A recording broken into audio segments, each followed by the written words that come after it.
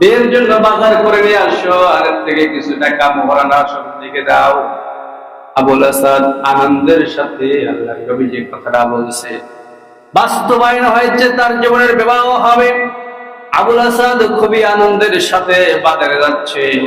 বাজারে যে যখন কেনাকাটা শুরু করবে, এই মুহূর্তে আবুল আসাদের কানে কে যেন বললো, ওরে আসাদ রে, তুমি তো বিবাহ করতে যাচ্ছ। এইদিকে আল্লাহর নবী উহুদের ময়দানে শাহাদাত বরণ করতেছে। আবুল আসাদের কানে যখন এই খবরটা চলে গেল, আবুল আসাদ কি করলো? বিবাহের কথা ভুলে গেল।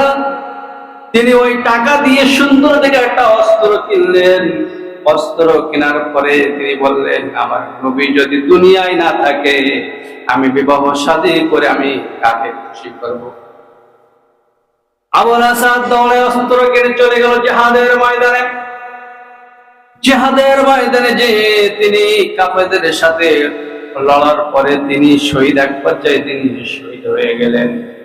শহীদ হওয়ার পরে এবার আল্লাহ রাসূল সাল্লাল্লাহু আলাইহি সাল্লাম নির্দেশ দিলেন, যারা শহীদ হয়েছে প্রত্যেকের লাশগুলো একত্রিত করো। আল্লাহর নবীর নির্দেশে সমস্ত লাশগুলো যখন একত্রিত করা হলো, লাশ যখন একত্রিত করা হলো, আল্লাহর নবীজি সাল্লাল্লাহু আলাইহি সাল্লাম আবুল আসাদের লাশটা যখন দেখলেন, হঠাৎ করে চোখ দিয়ে পানি এসে গেল, আর বললো, আবুল আসাদ এখানে কিভাবে আসলো?